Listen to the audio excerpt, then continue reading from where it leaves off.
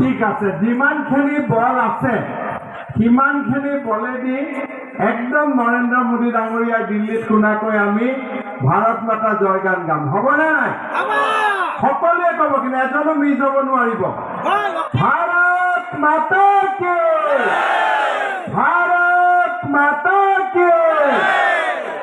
এতিয়া অলপ ভাল লাগিছে, বৰষুণো আছিল, হয়নে নহয়? বোকাজানৰ পৰা কোন কোন আহিছে? কিমান আহিছে বোকাজানৰ পৰা? ক'ত বহুত মই দেখাই নাই, ক'ত আহিছে? আচ্ছা, ডিফুৰ পৰা কিমান আহিছে?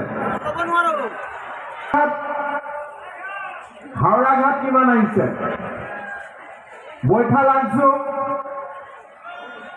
বৈঠালাংচু কিমান আহিছে? নুমল নমিল বোকাজানটোতো বহুত কম আহিছে। আহিছে নেকি? কিমান? আৰু এবাৰ হাত দেখ, বোকাজানৰ পৰা অহা। আচ্ছা, এতিয়া হাত দাঙিছে অলপ, পিছফালে পুৰা ঠিক আছে। আজি যি নহওক, এতিয়া আমাৰ মিটিংখন হওঁতে বৰষুণ নাই, ধুনীয়া ঠাণ্ডা বতৰ, হয়নে নহয়? ভাল লাগিছে নে নাই? ভাৰতীয় জনতা পাৰ্টিৰ ৰাষ্ট্ৰীয় উপসভাপতি বৈজয়ন্তই পাণ্ডা ডাঙৰীয়া, আমাৰ মাজত উপস্থিত আমাৰ সহপ্ৰভাৰী পৱন শৰ্মা ডাঙৰীয়া, কাৰ্বি আলং অট'নমাছ কাউন্সিলৰ CEM তুলিৰাম ৰংহান ডাঙৰীয়া, ডিমা হাছাও অট'নমাছ কাউন্সিলৰ CEM দেৱলাল গাৰ্লুচা ডাঙৰীয়া, সাংসদ হৰেণ সিং বে ডাঙৰীয়া, বিধানসভাৰ উপাধ্যক্ষ নুমল মমিন ডাঙৰীয়া, মন্ত্ৰী নন্দিতা গাৰ্লুচা ডাঙৰীয়া, সন্মানীয় বিধায়ক বিদ্যা সিং ইংলেণ্ড ডাঙৰীয়া, দৰ সিং ৰংহান ডাঙৰীয়া, ৰূপ সিং তেৰণ ডাঙৰীয়া, আমাৰ ডিমা হাছাও জিলাৰ সভাপতি ৰতন, ডিমা হাছাও জিলাৰ কাৰ্বি আলং জিলাৰ ইষ্ট কাৰ্বি আলঙৰ সভাপতি ৰণাল্ড কিলিং ডাঙৰীয়া, ডিমা হাছাও জিলাৰ সভাপতি ডোনাপিয়ন থাউচেন ডাঙৰীয়া, ৱেষ্ট কাৰ্বি আলঙৰ সভাপতি ৰদীপ ৰংহান ডাঙৰীয়া, মঞ্চত উপবিষ্ট বিশিষ্ট ব্যক্তিসকল, আই মাতৃসকল আৰু যুৱক যুৱতী বন্ধু বান্ধৱীসকল, সকলোকে মই কাৰ্ডম জনাইছো, সকলোকে মই নমস্কাৰ জনাইছো।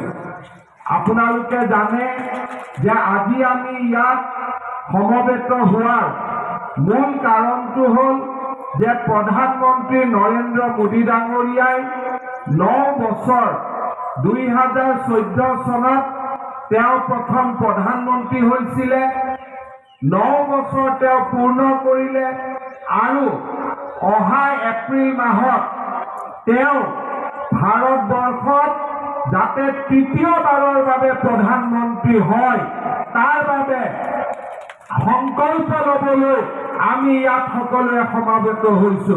আমি বনাম নে নাই মোদী ডাঙৰীয়াক প্ৰধানমন্ত্ৰী? আকৌ বনাম নে নাই মোদী ডাঙৰীয়াক প্ৰধানমন্ত্ৰী?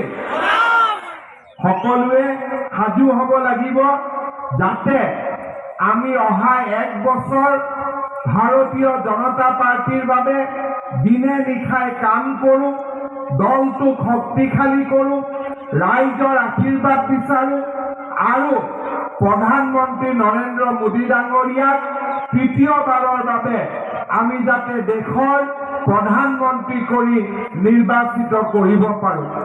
2014 চনত প্ৰধানমন্ত্ৰী নৰেন্দ্ৰ মোদী ডাঙৰীয়াই দায়িত্ব লোৱাৰ পিছত অসম আৰু উত্তৰ পূৰ্বাঞ্চলত আমি বিকাশৰ গংগা দেখিছোঁ। আজি যদি ডিফুত মেডিকেল কলেজ হৈছে, কেঞ্চাৰ হস্পিটেল হৈছে, আজি গুৱাহাটীত এইমছ হৈছে, ৰেলৰ লাইন মিটাৰ গজৰ পৰা ব্ৰডগেজ হৈছে, বন্দে ভাৰত ভিস্তাৰাৰ দৰে আজি ৰেল, আজি আমাৰ গোটেই উত্তৰ পূৰ্বত এৰোপ্লেনৰ বাবে নতুন নতুন বিমানবন্দৰ নিৰ্মাণ কৰা হৈছে।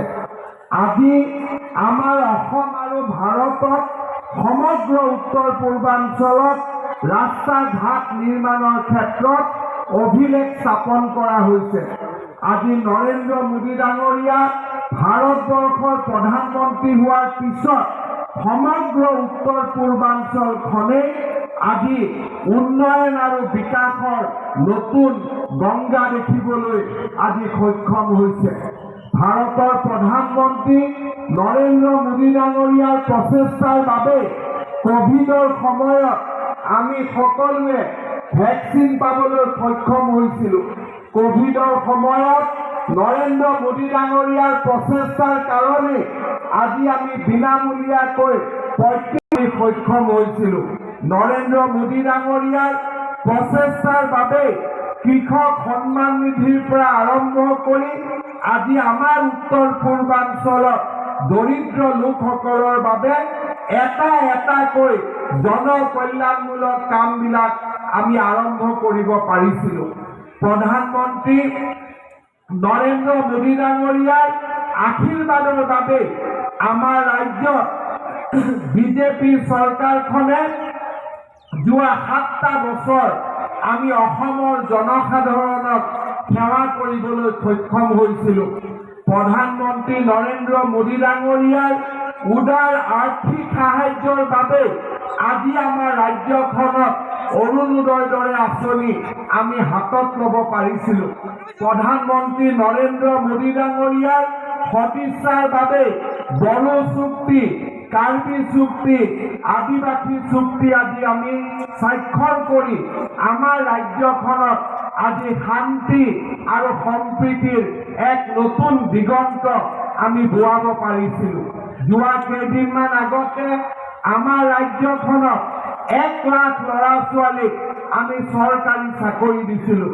অসমৰ দৰে এখন সৰু ৰাজ্য য'ত টকা পইচা আমি কৰ কাটল পাবৰ কাৰণে অসমত উদ্যোগ নাই, অসমত ইমান সম্পদ নাই, অসমৰ ইমান কৰ কাটল নাই, তথাপিতো অকল নৰেন্দ্ৰ মোদী ডাঙৰীয়াৰ সাহসেতে আমি 1 লাখ ল'ৰা ছোৱালীক চৰকাৰী চাকৰি দিবলৈ আজি আমি সক্ষম হৈছিলোঁ। আজি আমাৰ অসমৰ দৰে ৰাজ্য এখনত 12খনকৈ মেডিকেল কলেজ স্থাপন কৰা আৰু 12খন মেডিকেল কলেজৰ সপোন দেখা আমাৰ বাবে সম্ভৱ নাছিল। যোৱাবাৰ যেতিয়া বানপানী হৈছিলে, ডিমা হাছাও জিলাত ৰেলগাড়ী বাগৰি পৰিছিলে, ৰেল ষ্টেচন পানীয়ে উৰুৱাই লৈ গৈছিলে। মাত্ৰ 2 মাহৰ ভিতৰতে নৰেন্দ্ৰ মোদী ডাঙৰীয়াই আমাক ৰেল ষ্টেচন দুবাৰকৈ নতুনকৈ বনাই দিছিলে, ৰেলগাড়ীৰ সেৱা আৰম্ভ কৰিছিলে। যেতিয়া ডিমা হাছাও জিলাত বানপানী আছিলে, যিটো সময়ত ৰাস্তা কাটি নোহোৱা হৈ গৈছিলে, নৰেন্দ্ৰ মোদী ডাঙৰীয়াৰ প্ৰচেষ্টাত হেলিকপ্টাৰেৰে তাত আমি খোৱা বস্তু লৈ গৈছিলোঁ, পেট্ৰল লৈ গৈছিলোঁ, ডিজেল লৈ গৈছিলোঁ আৰু আজি ডিমা হাছাও জিলাৰ সম্পূৰ্ণ ৰাস্তা ঘাট নতুনকৈ নিৰ্মাণ কৰাৰ বাবে নৰেন্দ্ৰ মোদী ডাঙৰীয়াই আমাক উদাৰ আৰ্থিক সাহায্য দিছে।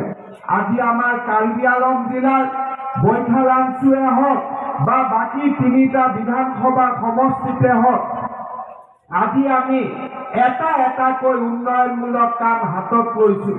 যোৱা যেতিয়া কাউন্সিলৰ ইলেকশ্যন আহিছিলে, সেই সময়ত মই যিমান ৰাস্তা ঘাটৰ প্ৰতিশ্ৰুতি দিছিলোঁ, যোৱা কেইদিনমান আগতে আমি তাৰ বহুকেইটা ৰাস্তাৰ কাম ডিফু চহৰত মিটিং পাতি আমি উদ্বোধন কৰি থৈ গৈছিলোঁ।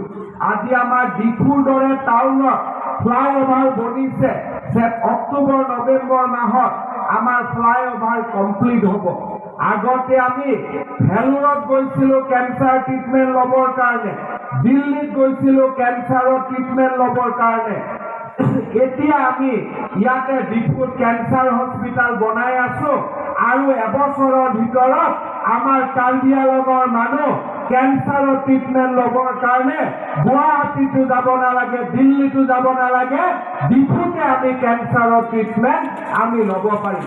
মই ভগৱানক প্ৰাৰ্থনা কৰিম আমাৰ যাতে কাৰো বেমাৰ নহয়, কিন্তু বেমাৰ হ'লে আমি ট্ৰিটমেণ্ট ল'বৰ কাৰণে আজি আমি ডিফুতে ব্যৱস্থা কৰিছোঁ। আপোনালোকে জানে যে যোৱা নিৰ্বাচনৰ সময়ত মই কাৰ্বি আলঙত কৈ গৈছিলোঁ যে আমাৰ প্ৰত্যেকটো কাউন্সিল এলেকাতে আমি 1000কৈ নতুন পৰিয়ালক অৰুণোদয় আঁচনি আমি যোগান ধৰিম। আজি নাম সিলেকশ্যন হ'ল, এতিয়া এফিডেভিট বনাই আছে আৰু পূজাৰ আগে আগে আপোনালোকক আমি কাউন্সিল এৰিয়াত প্ৰতিটো সমষ্টিতে 1000কৈ পৰিয়ালক আমি নতুনকৈ অৰুণোদয় আঁচনি আজি আমি দিয়াৰ ব্যৱস্থা কৰিম।